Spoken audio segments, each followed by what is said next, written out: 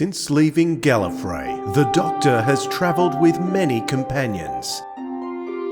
People from Earth.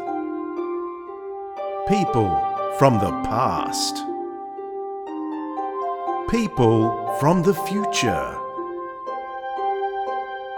People of the universe. But only one companion was there. At the beginning.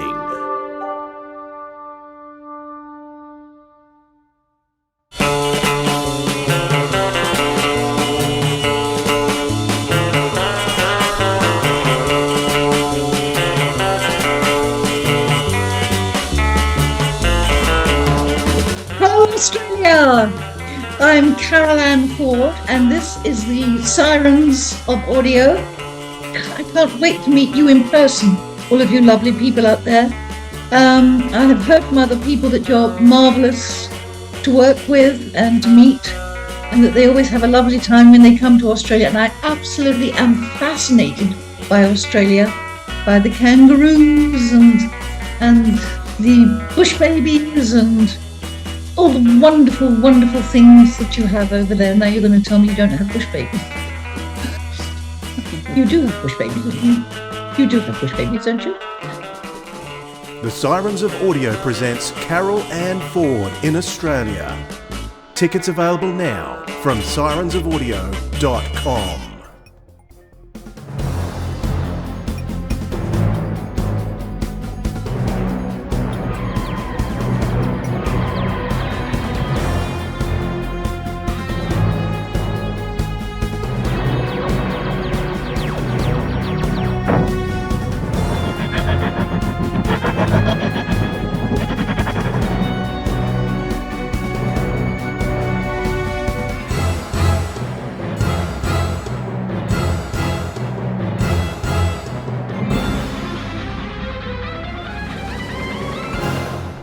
G'day audiophiles, this is the Sirens of Audio, the show that explores the universe of Doctor Who and other cult TV in the audio medium. My name's Dwayne, and Philip is not here today. He's having a well-earned rest this week because we're in the midst of our live events with Matthew Waterhouse last weekend and next weekend coming. We had one this last weekend, we've got two next weekend, so that's going to be pretty full on. So I thought it'd be a good opportunity to come on and have a quick debrief with a couple of the guests who were there in attendance on Sunday and get their feedback on what it was like for them. And anyone who hasn't been to one of our events may get the urge to do so after they hear from these, because it's all very well me saying how wonderful our events are. Of course, I would say that, but let's see what some of the see what some of the audience members think. So first, we'll go to Chris. Chris, you've been here since the very beginning. You came to our Janet Fielding event a couple of years ago now. So how are you going? I did, yeah, good. Thanks. How are you? Yeah, very well, very well. So thank you for coming once again on the weekend. It's been great having you on the scene all these years too. It's starting to become all these years. Can you believe it? It's a couple of years. It's hard to imagine. I know. Yeah, it has been. Yeah. It was straight after COVID. It was when COVID finished. That's when I saw it advertised on Facebook. I thought, bugger it, we've been in lockdown now for so long. I'm spending my money to go see my favourite TV show stars, and I haven't stopped. And you came up to Sydney for that too from Melbourne. I did. Yeah. I flew up from Sydney. Yeah, that's when I met you. And I met Dwayne the first time. Then I'm not sure if I really met you then, but I met Dwayne. Philip. Yes, I met Philip then for the first time, but I think I met you later. I know we're easy to mix up, aren't we? Yeah. All right, and joining us also is Mark, who also has an excellent YouTube channel called the DocMD74 with a great series of podcasts and interviews going on at the moment with Al Duar. Is that how you pronounce it? Correct, yeah. And Ed Barnett-Ward, who does the design or the CAD design or in the old days, the sculpting of the character options figures. So currently a little project in process. We've put our first episode out and we're also doing some figure releases as they come out, which was the John Pertwee recent release, which we've just done. But just a little bit of work with myself and Shane Cook, who's also an attendee at some of these events. Fun thing to do. We just thought we'd put a different spin on it for everyone and just give people a bit of a look behind the curtain, so to speak. Fantastic. There's a lot of interest in the toys and dollies, isn't there? Yeah, I know Philip is a big fan. Yes, he is. He has just a couple. Every time he comes down and we go out to Aaron's for the signing on the Saturday before, he usually has things put aside. I think I saw him have a couple of things put aside for him this time. So yeah, he's always advanced orders. I think they call that, Dwayne. Yes, very good. Well, actually, Chris, you weren't there at the signing on Saturday, were you? No, I haven't been. No, I don't go to the signings. No, I go to everything else. So I skip the signings. So yeah. Well, let's go to Mark then. Give us your thoughts on how that signing went. You've been to a couple of them now, but how was Matthew's on the weekend at Aaron's Collectibles? Quite good. I think there's a couple of aspects to look at it from those events. It helps promote the Sirens of Audio stuff in another method to get the people physically in store. Sometimes it gives them, just that extra little bit of an opportunity, because some of these, some people are fortunate and do a lot of these things, and there are some that get to go and buy an item and go and have a quick chat to someone they grew up watching on television, or that they've shown their kids and the kids come along, and it's at a time during the day where everyone gets to catch up as well, and I find that's a good thing. It goes back to the great thing I think that Sirens of Audio are doing with these events is taking it back to the old days when you had that smaller interpersonal connection. The guests that come, you get to spend that little bit more extra time. You have that, it's not of that large group standing in a line. You get 30 seconds with an actor to say, hello, I appreciate what you do, and get an autograph, and then next, please. It encourages the public to show that you guys are doing something slightly different with it, and the formula you guys are using thus far is working quite well. And I think Aaron's signings are a more recent addition. And I think we started with Fraser Hines from memory with that one, and that first signing coincided really well and flowed into the weekend event pretty well, followed by the Janet and Sylvester, and then obviously Matthew on the weekend. And again, you get a lot of regular faces, but you're also getting some new people that hear about these things as well, because obviously you've got the other banner of Aaron's shop as well, which is really cool. And they get to have a look around and pick something on the way through, and then get to have a chat to someone who was on the program and get it signed. So I think it's a new way of getting that classic Who out to the community, and us fanboys also get that little bit of an opportunity to chat to someone and catch up with mates at the same time. Awesome. Yeah, and it's always nice when we come with the guests, we drive them around the corner and there's that big queue of people lining the whole street in front of the shop. It's nice to see that. Yeah, I remember when it was my turn to pick up a guest, and I picked up Janet, I think where you guys had Sylvester, and I did that's right, yeah. I did the recce with Janet in the car, and we looked and saw the stream of people, and I rang Aaron and said, "Are we all good to go, mate?" Yeah, because it was a big thing. You turn up and there's a line of people all the way down the block to see someone that they said they've grown up watching. So I think it's good for the atmosphere too, cross promotion. Well, we jumped out of the car and someone across the street near the shop just yelled out, "We love you, Adric." It was nice. No, they're a great thing. They are a great thing, guys, and I've enjoyed attending them, and will continue to do so. Cool.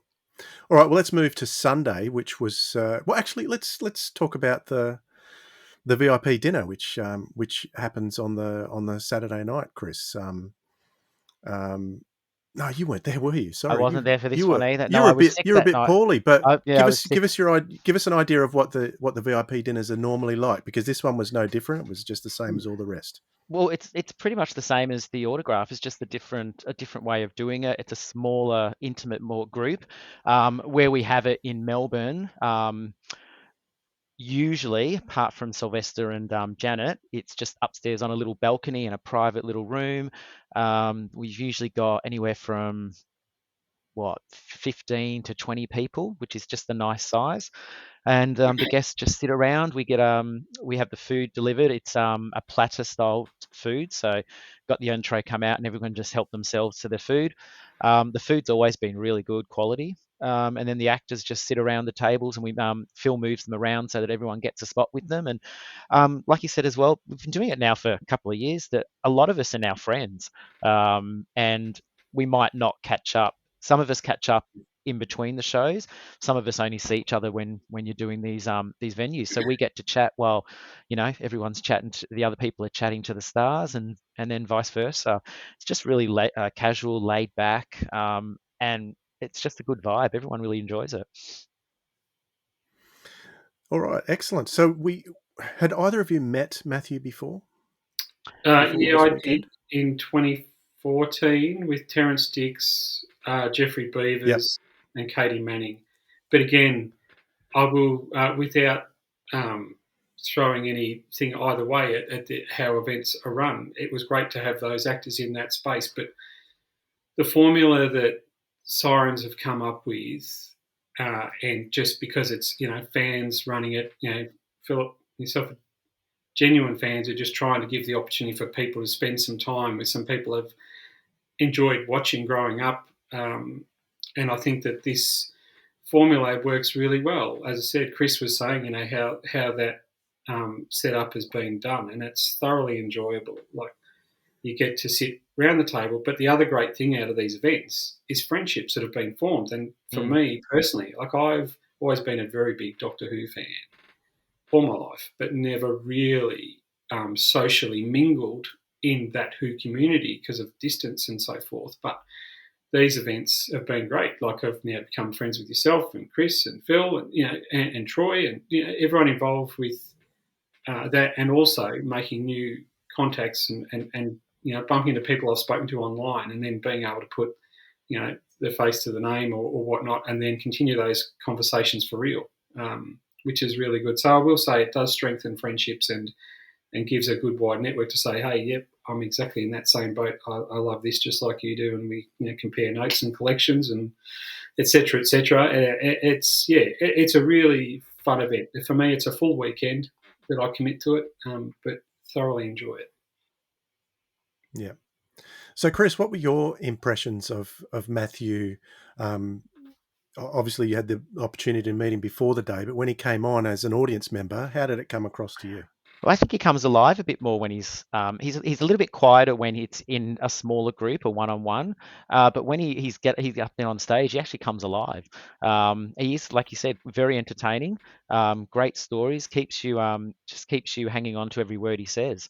I hadn't met him before, but I had seen him from a distance. At the 50th anniversary, I went over to the UK and I went to the anniversary in Newcastle on Tyne, and he was there for one of the days. So I saw him. I can't remember if I got an autograph or not, but I did see him then, and he seemed very quiet then because there was no one around. But comes alive when he's on stage.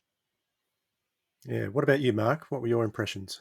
Yeah, I will. I've spent some time with him now, obviously, as he's performing in front of everybody, and then obviously off. And I think you're right, because he's very sort of quiet, sort of chat.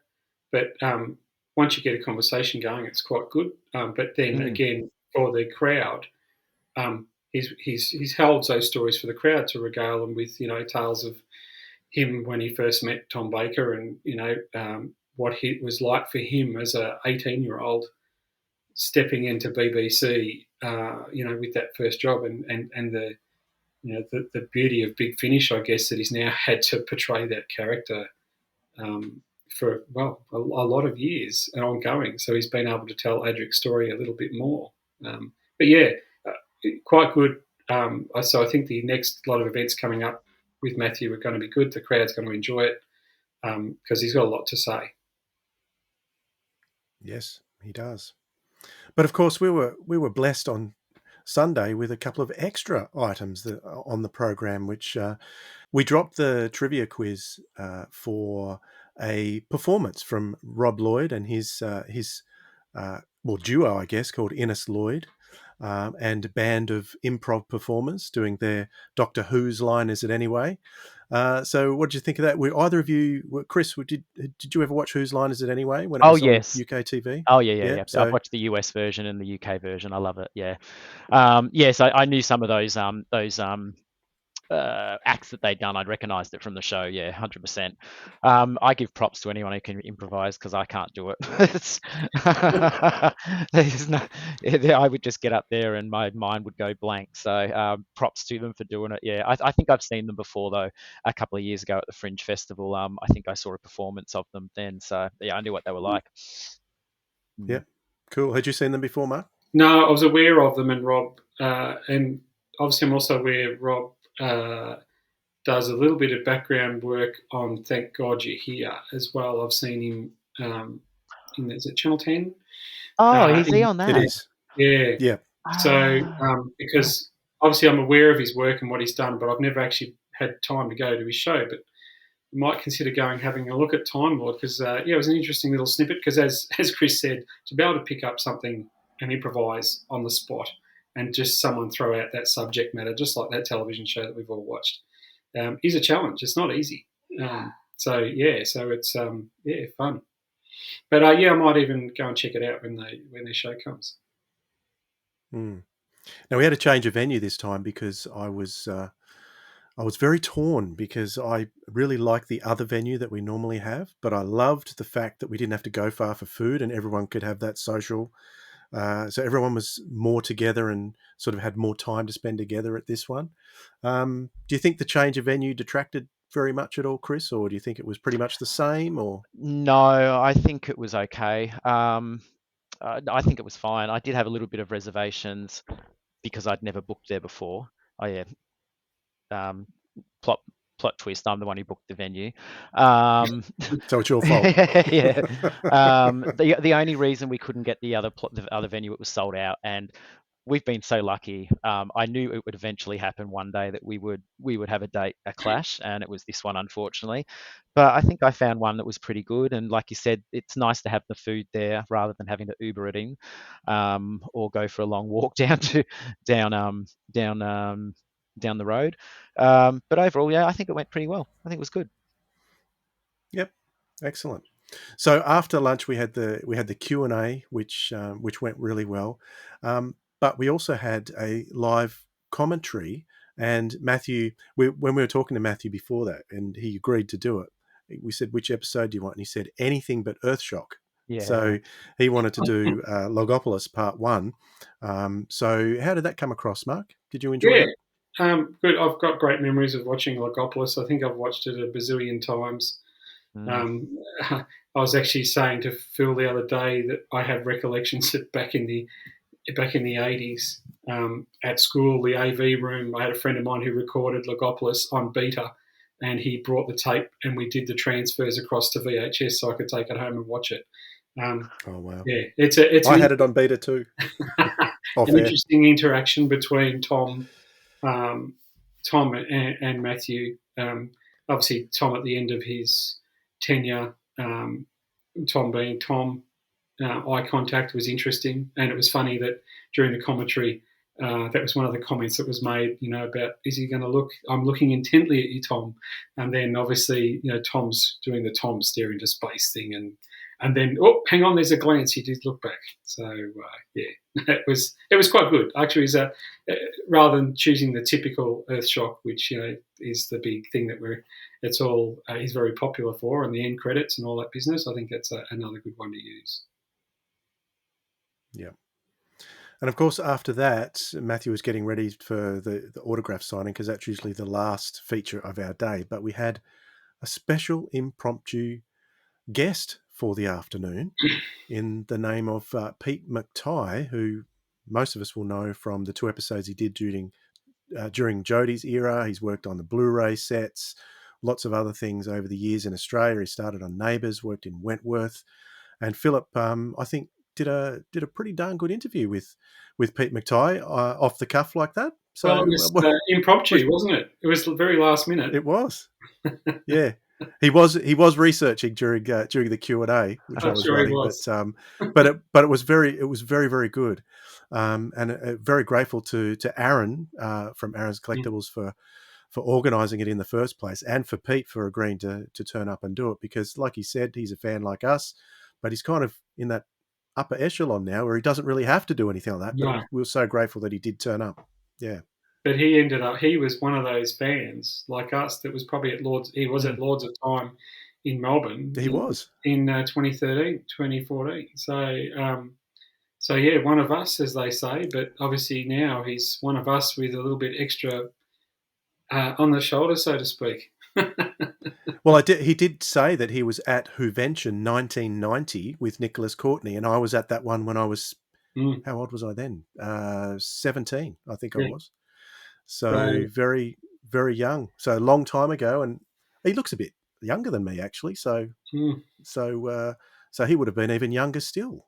And I think, I think it's great. It was great to have him there, and he's also indicated that he's happy to pop back, potentially, and chat to everyone again at some point. So, which is good. It's fantastic. Yeah, because it's been announced that his title of his episode had been announced, so we could talk briefly about that. There was a 5-second trailer which we could talk briefly about, but he couldn't say much else. Couldn't talk much about the spin-off War Between the Land and the Sea, but what he did give us was, I think it was fantastic, a great addition to the program.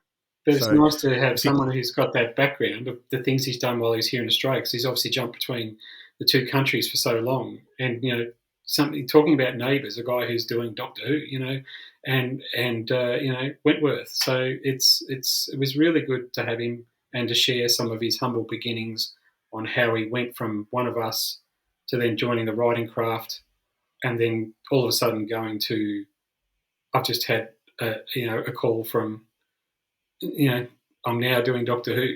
So, it's he's the guy in the background with all the nerdy toys behind him, and then bang, he's now got a different status role with Who, which is great. Brilliant stuff. What were your thoughts on Pete, Chris? Yeah, I agree. I thought it was very entertaining. He could speak very well. He's doing what I kind of dreamt of doing when I was 12, 13-year-old back then, wanting to, if I went into TV, that's the only show I'd ever want to work on is Doctor Who. Be like the Anthony Ainley, just doing The Master. I just want to do Doctor Who as well. So, yeah. What would you do in the off season? Play cricket or something else, like Anthony Ainley? No travel. No travel.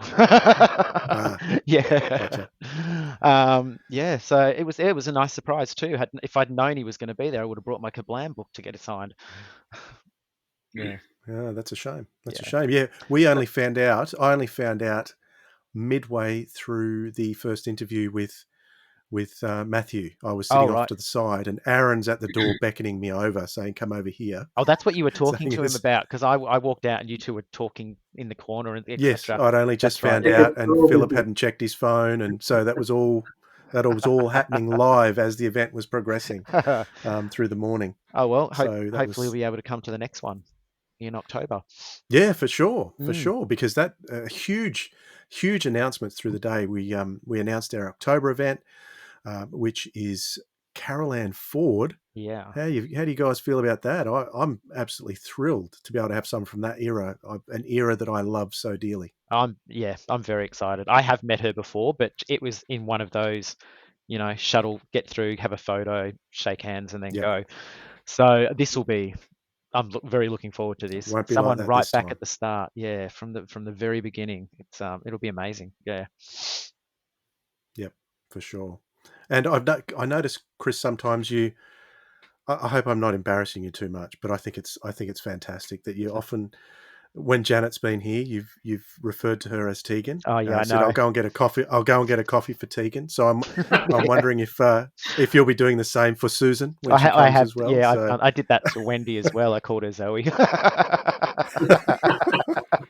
Did you do that to Matthew? Call him Adric? I haven't yet. No, but I do have something There's still time about him. Yeah, I do. I remember being about 12 and watching Adric on TV and copying him, copying the way he walked and everything, because I thought he was cool. I thought it was the cool thing to do. What do you mean? Of course it was cool. What are you talking about? I don't know what's embarrassing about that. That's what we did back then. We Yeah. loved Doctor Who. We lived and breathed it, and it was a big part of our life. And still, Well, he was the only teenage boy companion, so he was sort of, I think we all related to him that way. So yeah. And I know we've all got our own lives, but it's nice to know some people who, like me, have secretly just never, ever grown up. That's great. Of course, the other announcement was in November, where we've got our first non-Doctor Who event, which is Sally Navette's coming for a similar event. So Blake 7, I know, Chris, you've just started your Blake 7 journey. I have, but yes. Mark, have you got Blake 7 models and toys? Yes, I even had some Blake 7 VHS tapes kicking around in the early days, but only a couple. And I'd always watched it, and then I had some copies of it a long time ago that I used to watch on and off, but now I've invested in the new Blu-ray releases, so I'm getting to revisit them again. I love those with the new special effects. Yeah, I do like Blake 7, and I've always liked watching it on off. Probably not as in depth as Who, but I still love it. And now I'm getting a new appreciation for it again, watching it again on Blu-ray with those new effects. I haven't seen the new effects yet. I'm watching it the old way, and then I'll go back and watch the new effects. Yeah, but I'm loving it. I really like it. I'd always heard about it. I'd just never seen it. Never been on TV when I had the TV. So yeah, just never got to watch it. I did stumble across someone on the weekend who said, "What's Blake 7?" And I nearly fell over. Yes, that's right. Was that one of the VIPs? Yes, and he was from England. Simon, yes. I could not believe. And Simon's a very big Doctor Who fan. Very big Doctor Who fan. Okay. But yeah, obviously just never went down that path or never looked, but or didn't take reference to it whenever it was cross-referenced. But that's life. Not everyone watches everything. True. Well, guys, I said I'd keep this short, so thanks so much for coming on. Of course, this will be out before Matthew hits Adelaide on Saturday. So you can get your tickets for Matthew in Adelaide at sirensofaudio.com, as you can for Sunday in Sydney. They're both going to be great days, as last Sunday was. So thank you guys for coming on. Really appreciate it. Thank you. No problem. When the galaxy has fallen under the yoke of tyranny, there are only two choices.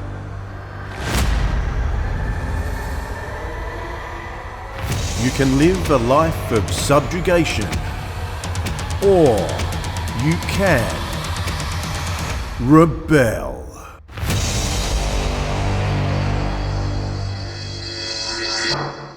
The Sirens of Audio presents Sally Navette in Australia. Tickets on sale now from sirensofaudio.com. This has been the Sirens of Audio and the Matthew Waterhouse in Melbourne debrief with our guests Mark Dunn and Chris Beer, with your host Dwayne Bunny, and our thanks to Aaron Challenger and Philip Edney. Theme music by Joe Kramer. Nyssa's theme by Benji Clifford. Catch up with all the latest info, including news and our live events, at sirensofaudio.com. Thanks for listening, audiophiles. We'll hear you next time.